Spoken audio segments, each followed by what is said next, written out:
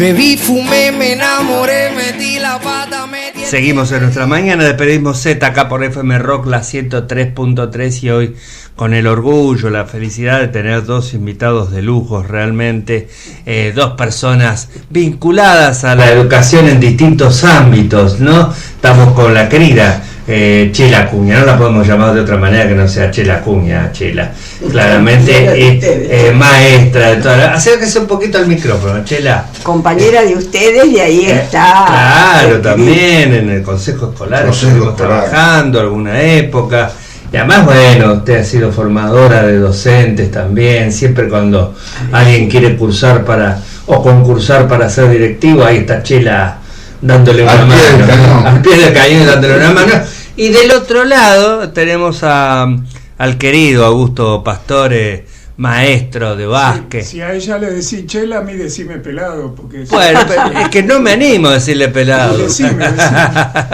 Bueno, que es maestro de básquet, entrenador de tantos años. Mi profe de los 10 años, Augusto, 56 años atrás. Bueno, el básquet. En la cancha Paleta. ¿Usted dejó el básquet o el básquet lo dejó usted? Yo lo dejé. Lo llevó el papá, Jorge. Lo llevó el papá ahí a la mañana, los sábados y domingos a la mañana en Independiente. Claro. Con Titi Sayago estábamos haciendo un encargo, porque resulta que el Departamento de Educación Física de Independiente, muy bueno, con Clive Formigón y las hermanas Serna, hacían handball. Entonces los dirigentes de básquet querían a alguien, y como Titi y yo jugábamos en Independiente, yo laburaba en Buenos Aires, nada que ver con la docencia. Me dicen, ¿no vendrías vos para darle? Y ahí fui y aprendí más de ellos que ellos de mí. Claro, claro. Cuando te recibí no tenía la menor idea, tenía un papelito con los ejercicios. Bueno, eso es un maestro que se acuerda de esos detalles, ¿no? De cuando que se acuerda de esos detalles. Yo me acuerdo la querida Norma Presti se acordaba los cumpleaños de todos los alumnos que había tenido. Era una cosa impresionante. Chela, ¿cuándo empezaste con la docencia? Empecé con la docencia a los 21 años. Ajá. En una suplencia en la escuela número 15 de una semana. Y después, como todas eran de una semana, no quise agarrar porque eran de una semana. Claro, le molestaba. Entonces, eso claro, ¿viste? Entonces, muy inconsciente, no tomaba los cargos, porque eran de muy poquito tiempo. Después me tocó una suplencia de 3 meses, y ahí, bueno, me sentí millonaria, no por lo que ganaba, sino porque era 3 meses. Claro. En una escuela con chicos, en lugar de Nené Corbini, una excelente maestra de la escuela 6, que el esposo había agarrado un virus en Montevideo y no los dejaban viajar a la Argentina. Oh. Y después de ahí ya arranqué en el campo, en la escuela 20 de Atucha, hermosa. Nos íbamos en el tren de las 5:30 de la mañana, nos bajábamos en la estación. El señor Peralta, que era el jefe de estación, un jefe de estación único, con la señora nos esperaban levantados con leche caliente recién ordenada. Nos quedábamos en la estación hasta que aclaraba, y cuando aclaraba nos íbamos caminando a la escuela, que eran 2 cuadras de calle de tierra. Una experiencia hermosa, porque ahí éramos auxiliares, enfermeras sin saber, ni hablar, cocineras, siempre los hizo, porque aprendíamos ahí lo que hacíamos para todos los chicos. ¿Por qué fuiste docente?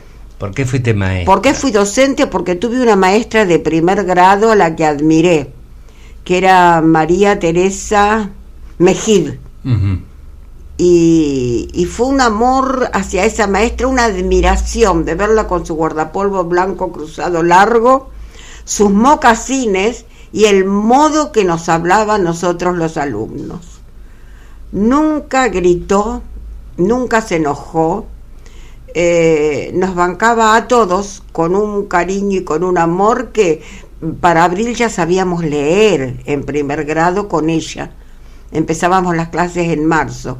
Y era una admiración que sentíamos, pero toda esa camada de primer grado fue docente en distintas áreas, creo que por admiración a esa maestra. ¿Dónde te formaste? ¿Dónde? Antes las maestras salían de la escuela normal. Claro, Yo salí de la escuela normal, soy de la primer camada del Colegio Nacional. Claro. Allá lejos y hace tiempo. Hace tiempo, claro. De ahí salí, y con orgullo, 5 años hacían. 5 años ahí, porque fui porque tuve maestras, profesoras modelo, es decir, que aparte de ser gente que tenía mucho conocimiento, era exigente y no eran soberbios, no tenían la soberbia que alguno por ahí puede tener, sino tenían la paciencia de enseñar, y enseñaban hasta que uno aprendía. Claro. ¿Viste? Claro. Sí, los modelos marcan, ¿no? Claro, tuve una muy buena escuela primaria y una muy buena escuela secundaria. ¿Cuándo fuiste a la escuela? Te mandas un beso enorme de Eduardo Rivas. Ah, bueno. Aparte, ya viste cómo repercute. Claro. ¿Padre o hijo? No, Eduardito, el hijo. Eduardo es nuestro querido amigo también. Claro, sí. Es una de las personas que yo digo, pucha, vale la pena leer lo que escribe, y qué lindo es ser amigo de él. Yo admiro la gente inteligente y personal. Debes haber sido maestra de él. Que no fui maestra de él. No, él estudió en el Sagrada. Yo ya era directora de la Eduardo en el Nacional. En el Nacional estudió Eduardo. Fue alumno mío. Bueno. Claro. Lo admiro, Eduardo, lo admiro por la valentía que tiene en esta época de relatar las cosas, por ahí diría con un poco de humor, pero que te las dice, no las guarda. Seguro. Y yo admiro la gente sincera y frontal. Augusto, ¿qué tal? Siguiendo la línea de Chela. Sí, la línea, de alguna manera. ¿Cuándo empezaste? Estaba tratando de hacer memoria. Sí. ¿Vos de dónde sos? ¿Sos de Zárate vos? Yo soy de abuelos y tíos y madre zarateña, pero viví muchos años en Almagro, donde vivía mi familia, mis padres. Claro. Si no te lo digo, lo voy a olvidar, pero escuchando la Chela me acordaba de la señorita Caliaba en primero superior, una maravilla, de Juan Alberto Sánchez en quinto grado, otra maravilla, en la escuela número 21, Consejo Escolar Segundo de Almagro, de la calle Francisco Acuña de Figueroa al 700, esa fue la escuela primaria, y nos marcan, ¿no? Así como Chela decía, a mí me marcó, a pesar de que fui a estudiar educación física porque quería ser entrenador de básquet y no había otra forma de cursar. Me marcó el profesor de gimnasia, Alberto Dalio, una maravilla de persona, y he tratado de ser una copia fiel de él y de algunos otros que me gustaron mucho. En el secundario fui al Hipólito Vieites, un comercial, donde me sugirieron en mi familia ir al comercial para seguir trabajando con mi papá. Trabajé 4 años hasta que descubrí que era lo que me gustaba. Y ahí tuvimos al vicedirector de la escuela, que era el profesor de instrucción cívica, pero éramos todos varones y respondía todas las preguntas que los varones teníamos a los 15, sobre todo relacionadas con el sexo. Claro. Entonces no importaba cuál era el tema del día, cualquiera que levantaba la mano y le decía, profesor González Abadí, ¿qué pasa con esta cuestión? Y él nos explicaba con lujo de detalle. Fueron los primeros conocimientos científicos humanos que recibimos, una maravilla. Eso también un adelantado, ¿no? En estos momentos. Al ESI, un adelantado a los ESI famosos. A los ESI, claro, que tanto se cuestionan hoy en día, claro. ¿no? Y después Alberto Dalio, en el profesorado de educación física, que aunque a mí lo que más me gustaba era básquet, era el profesor de gimnasia, pero uno copia a las humanidades, no a los conocimientos, eso se adquiere, no son lo más importante, es la parte humana, la relación, todo lo que dijo recién Chela, Claro. Lo repito, para no repetirlo, digo, la cito a ella. Fue tu experiencia. Si ella habla antes que yo, en el 99% de las cosas que diga voy a estar de acuerdo. Por eso compartimos años la dirección del mismo edificio. ¿En dónde? Yo estaba en la 6 y él era director del terciario. Del 85. Claro. Años compartimos el mismo edificio, brillante. Nunca puedo, viste que a veces se dice miralos de la noche. Acércate un poquito más. A veces se dice miralos de la noche, dejaron esto tirado, dejaron esto acá, bueno, suele suceder. Sí, siempre hay esas peleas entre la noche y la mañana. Claro, pero yo nunca pude pelear con él por eso, porque quedaba impecable la escuela. ¿Vos sabés? Lo decían las auxiliares eso, Por ahí yo llegaba y decían las auxiliares, ya está todo limpio, ya está ordenado, y yo le decía, pero hagan algo. Había pero gente muy buena ahí. Sí. Pero vos sabés que tuvimos que cambiar el horario de salida porque a las chicas que iban caminando hasta la Lavalle, a las 11 las asaltaban. Entonces tuvimos que adelantar el horario y terminar a las 10 para que pudieran salir un poquito más temprano y tomar su colectivo a Campana. Una maravilla la carrera de enfermería. Sí. Y teníamos educación física e inglés también, muy buenas carreras, muy buenos docentes, pero la de enfermería espectacular. Nadie quería hacerse cargo yo tampoco, de la dirección, porque a mí me gustaba dar clases, no ser director, pero no había nadie y dijeron, mira, corremos riesgo de que esto, qué sé yo. Fui y me presenté al concurso. ¿Quién se presentó al concurso? Yo solo. ¿Quién lo ganó? No tenía más remedio que dejármelo ganar a mí. Y me encajaron de director ahí. Fui muy feliz, estuve varios años con gente muy buena, profesores bárbaros. Te dieron condiciones y alumnos aprobado. Alumnos, pero una maravilla. Ah, sí, la camada que chicas que salieron, terminaron la tecnicatura en enfermería, después hicieron la licenciatura, y algunas hicieron el doctorado en enfermería en la Universidad de Rosario, en su sede de Capital de Buenos Aires. Una maravilla, una tarea. Bueno, se estaba por cerrar la carrera de enfermería porque aparentemente no había interesados en cursar, y nos movilizamos un poco y descubrimos que había un déficit de alrededor de 10.000 enfermeros en la Argentina que se necesitaban.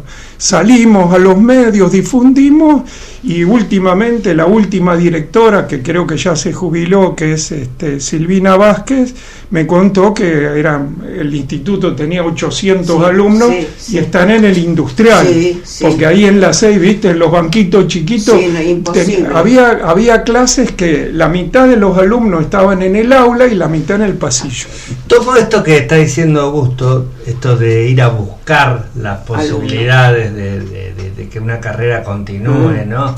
Porque estamos en momentos que parece que la escuela no educa, o que te dicen eso, o que bueno, mejor que los padres tengan, qué sé yo, un acceso a la escuela mediante los vouchers, que la escuela, digamos, no haya un Estado presente en la educación. Digamos, ¿cómo era eso de trabajar, Chela, en tu época? Seguro que también habrás ido a buscar alumnos, sobre todo en el campo, esa tarea tan importante de que, bueno, hay pocos alumnos, pero bueno, esto se mantiene igual, ¿no es cierto? Sí. Contanos un poco esa experiencia tuya. Yo estuve en 3 escuelas de campo. Un año en la 20 de Atucha, 3 años en la escuela de Costa Brava, que no existe más. Sí, está el predio, que son 2 hectáreas, y es de Dirección General de Escuela. La 19 es... Sí, aunque lo usurpen, ese predio tiene dueño. Salíamos en Surqui. ¿Cuántas promesas que también nos hicieron que iban a hacer los 19, no? Mirá. En 2007 estábamos peleando. La 19, nos quedó el instituto, Jorge, de las 7 hectáreas que le donaron al Lugo. Que ahora hay una inmobiliaria vendiendo lotes, los lotes en dólares, y son 7 hectáreas de Dirección General de Escuelas. Había en Lima también, ¿te acordás? Que en Lima teníamos la de Sol, la de Citrus. Claro. Qué manera de pelear y no conseguir nada. Bueno, pero lo de la escuela de ahí de la 19 viene de la época del 2000 más o menos. En la escuela 19 viene por la contaminación. De las baterías. Claro, que había una familia toda contaminada. Se dijo siempre que era de de las baterías. Y vos sabés que yo eso, si bien puede ser de las baterías, porque no soy quien para no creerlo, claro, creo que tiene que ver con la industria que hay atrás, que un alambrado lo separa de las hectáreas de la Escuela 19, que es una fábrica, y me van a matar, donde se traen los residuos del extranjero y se entierran y algunos se queman. Ahí una vez vino una ingeniera era de medio ambiente, que en esa época no se hablaba tanto de medio ambiente, donde tomaron una muestra de las tierras de la Escuela 19 y la señora, como 3-4 meses tardaron en hacer la devolución, y cuando vinieron nos dijeron que las tierras estaban contaminadas. Pero en esa época la fábrica de baterías no existía. Sí estaba la. Por ahí le echaban la culpa a la fábrica de baterías. Después apareció la fábrica de baterías, claro, y después apareció todo el lío que se armó. Yo ya no estaba ahí, no, todo distinto. Pero salíamos en Surque a hacer el recorrido. En esa época llegamos a tener 70 y pico de alumnos, todos del campo, puros del campo, porque eran estancias y las estancias trabajaban, y en la época de cosecha y de las quintas venía gente de Tucumán, de Santiago del Estero, a la junta de la verdura y de todas las legumbres que se plantaban. Entonces los chicos, era la época que más chicos teníamos en la escuela. Claro. Fue una escuela muy buena. Por primera vez se dio la comunión, por primera vez que lo hizo el padre Monferrat, por primera vez se bautizaron, se hizo un bautismo comunitario, que a pesar de estar tan cerca de lo que es Villangu, de lo que es la parte poblacional de Zárate, es como que la gente estaba aislada. La gente estaba viviendo, sí, eso se da mucho también. Aislada. Y después ahí estaba el digesto de Sarmiento firmado por él, porque en esa casilla de madera se dice que Sarmiento venía y pernoctaba ahí. Y ahí había manuscritos de Sarmiento. Yo cuando me fui los dejé todos porque eran incunables, decían en esa época, ¿no? Sí. No sé qué pasó después, la verdad que no sé nada.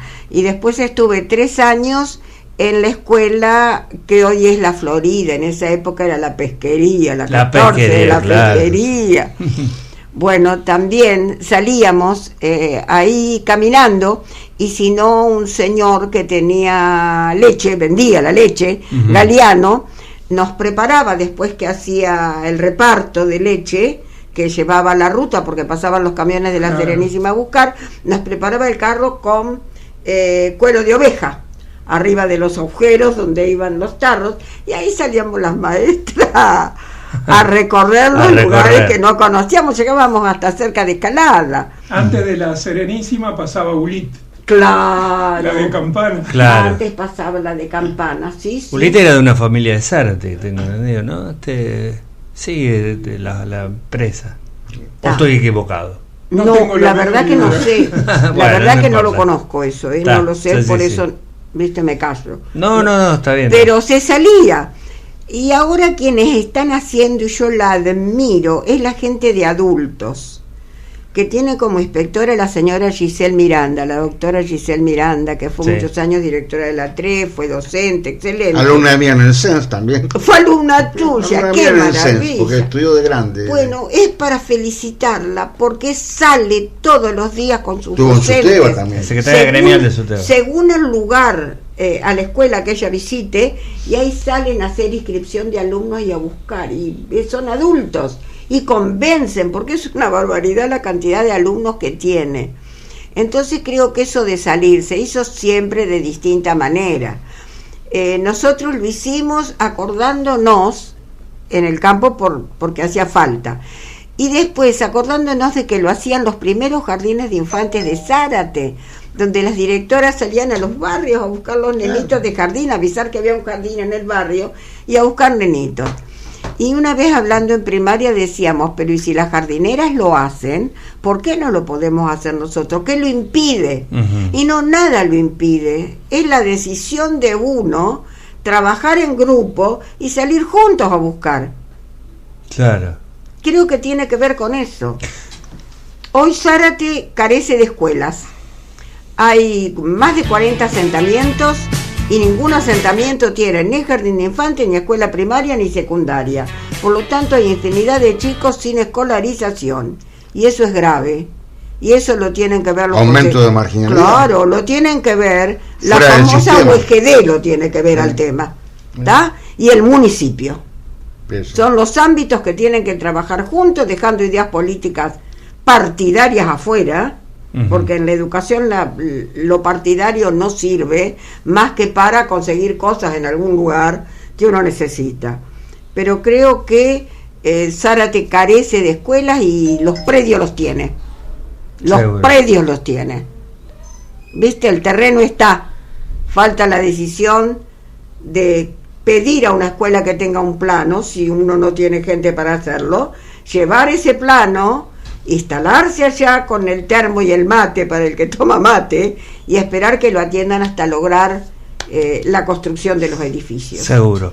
¿Viste? Vamos a hablar un ratito con Augusto. Me surge un nombre. A ver, decime. Si no lo digo en el momento, después me olvido. No, está muy bien, dale. Bijou Gerbaudo fue la maestra del jardín de los hijos, en el jardín del colegio Las Mongas. Claro. Así decíamos, el colegio de las monjas. Sagrado Se dice. Le decíamos el colegio de las monjas, sí. Pero tan maravillosa era Bijou que, por ejemplo, con Rodrigo, que era el segundo, iba con una bolsita con la pelota de fútbol al jardín. Entonces, cuando Bijou veía que ya el ambiente estaba medio pesado, lo sacaba y se jugaban un partidito de fútbol en el patio. Para calmar las fieras. Si eso no es una adelantada, ¿qué es ¿qué una te parece? adelantada en la docencia? ¿Qué te parece? Cuánto laburo realmente. Pero acá una oyente que siempre son muy atentos me dice que Uli era de la familia Bortolucio Palacio de acá de Zárate. Claro, Palacio. Exactamente. Palacio. Porque no recuerda si es de una parte de la familia o de otra. Así Bien, que bueno, gracias bien. Marta que nos recuerda eso. Exactamente.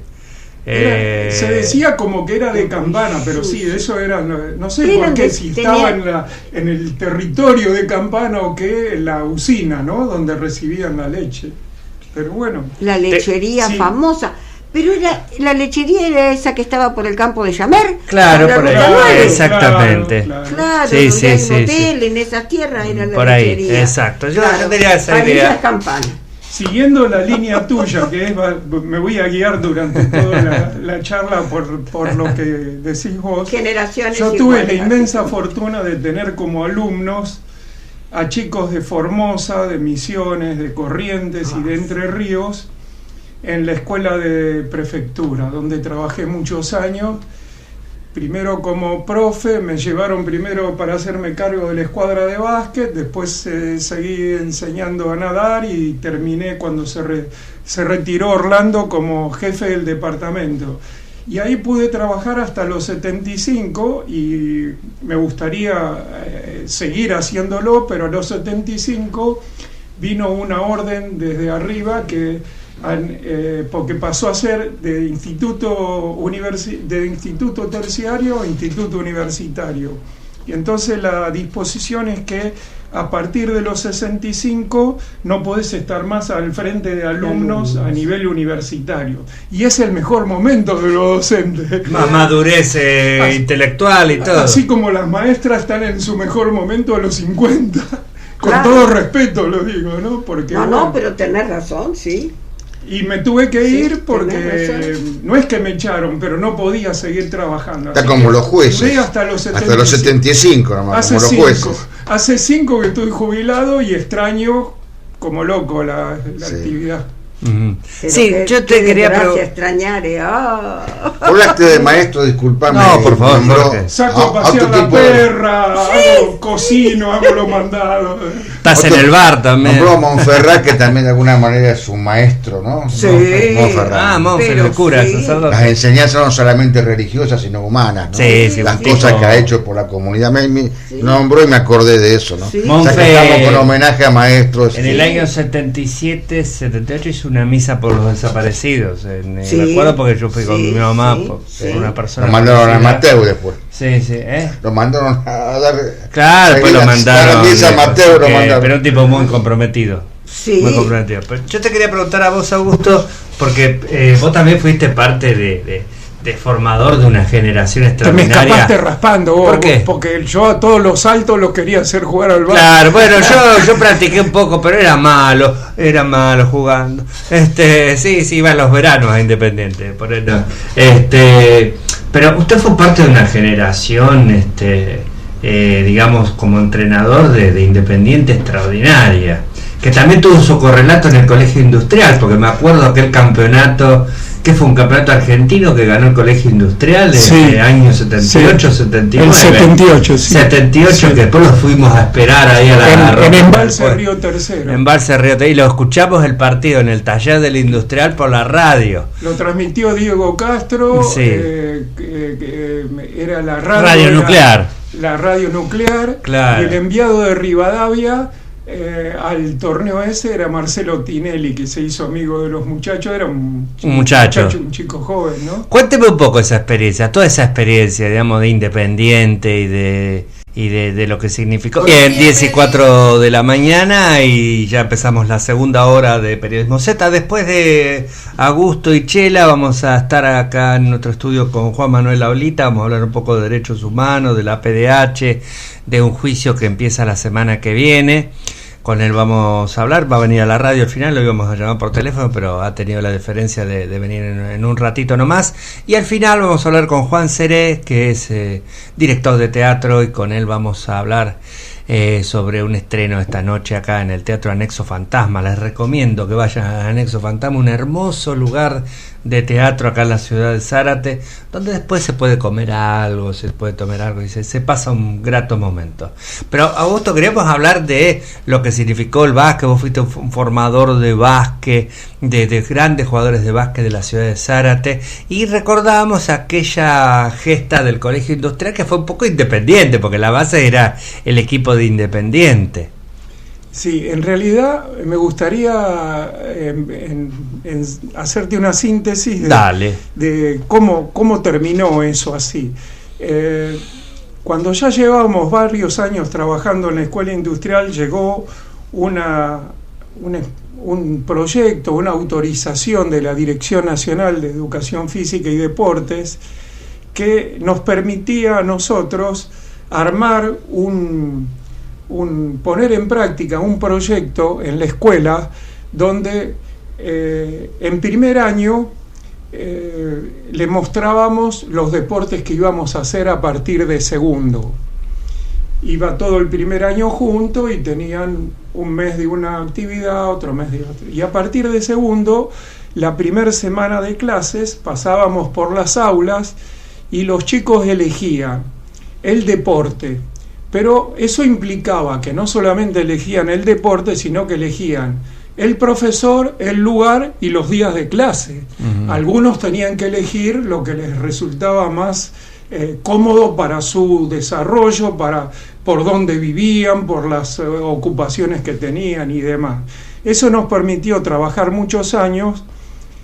Un profesor en el Náutico Arsenal en handball, que era Manuel García Blanco, un profesor en ferroviarios en vóley, que era Domingo Badalamenti, un profesor en atletismo, fútbol, en la cancha de ferroviarios, que era el lugar que había ahí pegadita a la escuela nueva, que era nueva en esa época, que era Clive Formigoni. Eso nos permitió poder armar dentro de cada uno de los deportes niveles. Entonces, por ejemplo, teníamos grupos de iniciales, intermedios y de más avanzados que eran jugadores ya. Uh-huh. Eso nos permitió a nosotros, que en ese momento estábamos trabajando como siempre en clubes, porque no había instalaciones disponibles dentro de la escuela, en el Club Independiente. Y ahí se dio la conjunción de que había muchos jugadores de básquet. En realidad, el equipo que salió campeón en el 78 no era superior en nivel al del 77. Lo que pasa que el del 77 tenía algunos jugadores más altos que después terminaron la escuela ese año, y el torneo se realizó en Junín. Uh-huh. Y la localía en ese momento era muy importante, por los árbitros, por la gente, por todo. El del 78 se pudo hacer el provincial acá y tuvimos la suerte de poder ganarlo y viajar en representación de la provincia de Buenos Aires a Embalse Río Tercero, un lugar donde nosotros habíamos ido en 6º grado, que era el último grado de la escuela primaria, como vacaciones. Nos llevaron en tren los maestros de 6º grado y estuvimos una semana, una cosa así, viviendo ahí en Córdoba. Y en ese mismo lugar, en ese mismo complejo de Embalse, fue donde se jugó el torneo. Nosotros estábamos muy entusiasmados jugando y todo eso, pero el último día, el día que se jugaba la final, estábamos entrando en calor en la cancha abierta y llegaron colectivos. Y todavía estoy impresionado, no pudo superar la impresión que me causó ver bajar la gente de Zárate, que había viajado toda la noche para ver el partido final. Y ese fue el que se transmitió, bueno, por radio, nosotros lo escuchamos, me acuerdo, en el taller del colegio, y después, bueno, lo que fue, nos permitieron salir y nos permitieron esperarlos a ustedes. El pobre Santoro todavía tiene un expediente que le hicieron por haber declarado en esa época feriado el festejo del campeonato. En lugar de felicitarlo, lo sancionaron. Qué bárbaro. Bueno, sí, Santoro vive en Campana. Hace poquito los chicos festejaron los 30 años, creo, del torneo, del campeonato, y él vino con su señora de Campana y cenamos todos juntos. Qué lindo. Sí, aparte fue toda una fiesta en la ciudad. Me acuerdo que nosotros como alumnos fuimos a Radio Nuclear porque ahí había un programa especial también, y hablamos ahí con, no me acuerdo quién era el periodista, y después esperarlos en la rotonda. Luis, terminó el partido, nos subieron en autos particulares, nos trajeron, llegamos a la noche. Llegaron tarde, a la madrugada. Y una autobomba, nos subieron a una autobomba y nos pasaron por todos Zárate. Pero qué hermoso recuerdo. Paramos en la municipalidad, y ahí Orlando Mazzoni, que era el compañero a cargo del equipo, le habló a la gente que estaba ahí. Qué profesores de educación física que había, Chela. Excelente. Y recién lo nombraste a Titino, una gran persona. Excelente. Gran tipo, la verdad. Él estaba encargado del deporte vóley en el industrial. Sí, totalmente. Excelente. Chela, ¿cómo ves la educación hoy en día? A ver, ¿cómo veo la educación hoy en día? Acércate al micrófono, por favor. Yo siempre digo que la educación desde la enseñanza, el docente tiene que tener la humildad y la creencia y la seguridad de que solo no puede, sino que siempre se aprende con otros. Siempre. La educación es eso, aprender con otros, para no cometer errores graves.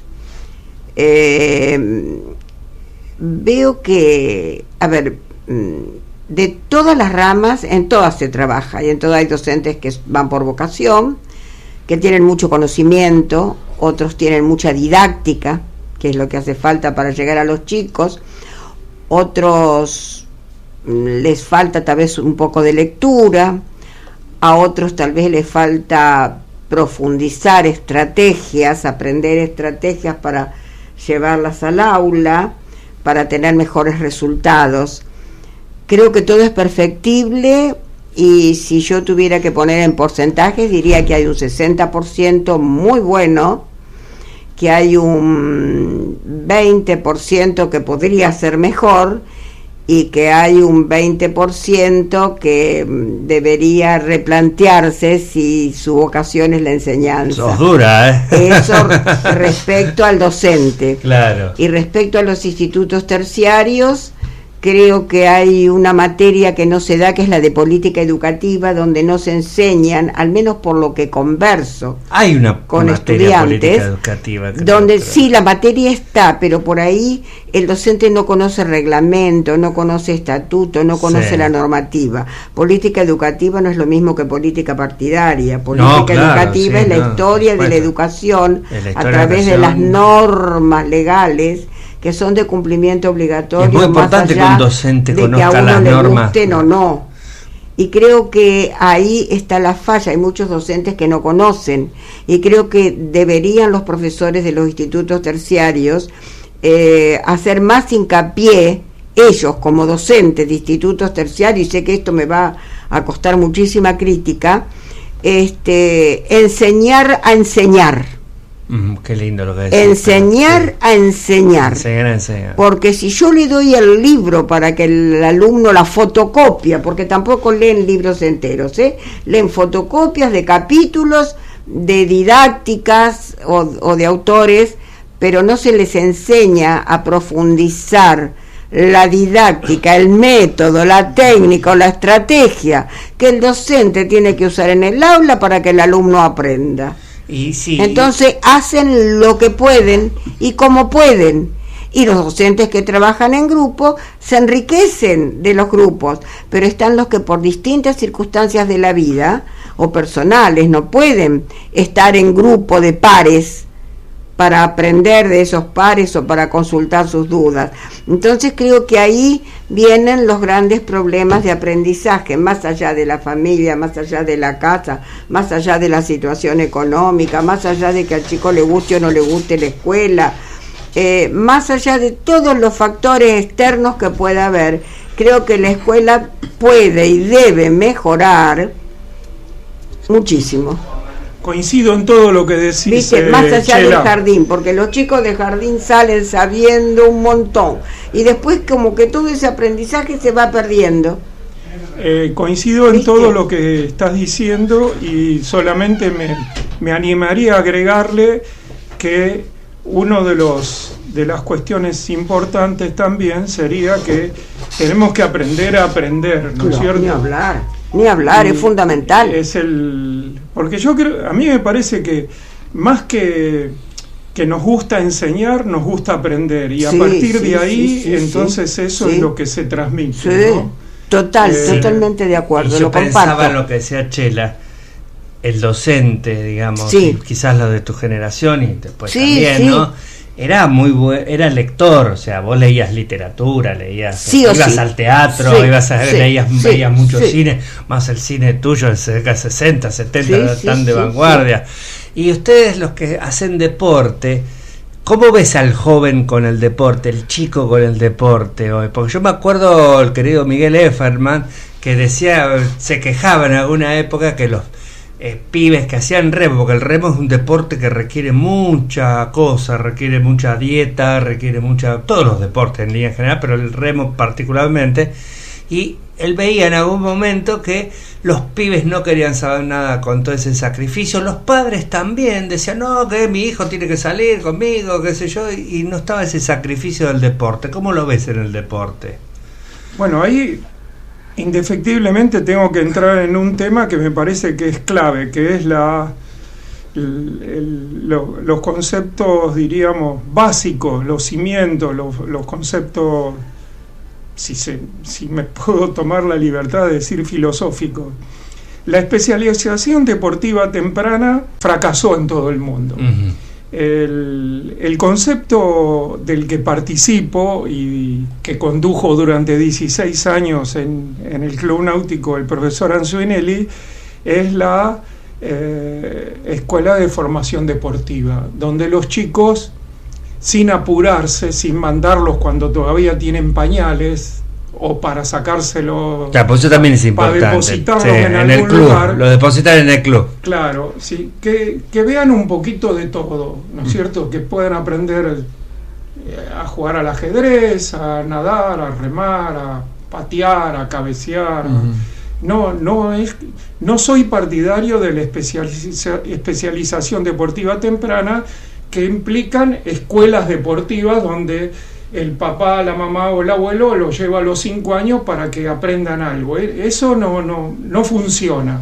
Yo creo que ellos tienen que tener la libertad de decidir, si es que se deciden por uno, por dos o por ninguno, a partir de que terminan la escuela primaria. Me parece que no hay ningún apuro. Esa es la edad para en mi humilde, tu opinión, sí, no sí. es exacto, pero hablas con la autoridad de los años. la gran deuda que tenemos nosotros con los profes de educación física y todos los que tienen algo que ver con la actividad física es que los chicos que están en el sector más acomodado de la sociedad tienen oportunidades de ir a clubes, a colonias, aprenden a nadar, bien, mal, regular, con o sin escuela de iniciación deportiva. Pero los que no tienen esa posibilidad deberían salir de la escuela primaria pública sabiendo nadar. En una época solamente teníamos el río, pero ahora está lleno de piletas por todos lados, que la mitad del día están vacías. Es cuestión de coordinar escuelas con clubes y los chicos, sobre todo los que no tienen los recursos, porque ir a un club ahora cuesta una fortuna. Claro. Tienen que aprender, así como tienen que aprender a leer y escribir, lo cual está medio en este momento está medio tecleando, complicado. Tendrían que aprender también a nadar, porque la natación, en mi humilde opinión, es una síntesis de la actividad física, que además es útil porque vivimos rodeados de agua por todos lados. Seguro. Ese es el trabajo más importante que me tocó hacer, más importante que el básquet en la escuela de prefectura, porque para ingresar a la escuela de oficiales y de suboficiales hay que saber nadar, pero la mitad viene sin saber nadar. Tienen 17, 18 años o más, vienen de misiones, de corrientes. Vienen de corriente, eso te va a decir. La mitad y no saben nada. No saben nada. Entonces tienen que aprender. Y enseñar a nadar es una papa. Es facilísimo. Es cuestión de tener un lugar y darle y trabajar. Y aprenden. Seguro. Y que también el deporte sea un poco juego, ¿no? Que el chico vuelva a tener ese gusto por el juego. Sí, la competencia antes de tiempo está totalmente contra. Bueno, se ve mucho a veces como está todo el mundo desesperado por la competencia. Si cuando viene del club le preguntás cómo salió el partido, sonaste. Vos que te divertiste, ¿qué tal? Es lo más y si no te quiere decir nada, déjalo porque no tiene obligación de contarte nada. Y Muy si no bueno. quiere que lo vayas a ver, esperá que te invite él a ir. No vayas a la tribuna a gritarle a los árbitros. Quédate en tu casa, déjalo. Eso pasa, ¿no? Sí, déjalo que juegue tranquilo. Si ganan o pierden. Si un día te dice, ¿no querés venir a ver el partido? Andá, si no, no vayas. Quédate en tu casa. Muy bien. Y si querés colaborar, andá a la subcomisión de básquet y comprá pelota, ayudá, pero no lo jorobes al que está jugando, déjalo tranquilo al pibe. Es como si en una escuela, yo siempre doy el ejemplo, si en la escuela ponen un vidrio en una de las paredes y la madre y los padres se sientan al costado durante la clase, se pudre todo. ¿O no? Claro, sí, obvio. Chela, Augusto, gracias por haber venido, favor, realmente fue un placer esta charla. Gracias a vos por habernos invitado. Charlas como esta, charlas como esta, porque hay tanto para hablar, pero bueno, gracias por haber venido. Gracias realmente, a vos. Y bueno, feliz día del maestro, ambos. Claro, y para que vos, pasen lindo. El día del profesor el 17, feliz es el día de la docencia, septiembre, claro, porque se para todos, conmemora todos los días, la secretaria, la preceptora, la auxiliar docente, todo. El profesor de educación física, ¿cuándo es el día? No tengo la menor idea. ¿Hay días de profesor de educación física? Sí, hay día de todo, ahora hay día de todo. No me acuerdo. Sí. Nos vamos a recordar. Los despido con un poquito de música, si se van tranquilos. Todavía me acuerdo el día que nací, pero no me está muy bien, no fue con mala intención la pregunta. Acordarse del día que uno nació, bueno, eso. Bueno, gracias gente por haber venido, gracias Chela, gracias Augusto, un placer realmente.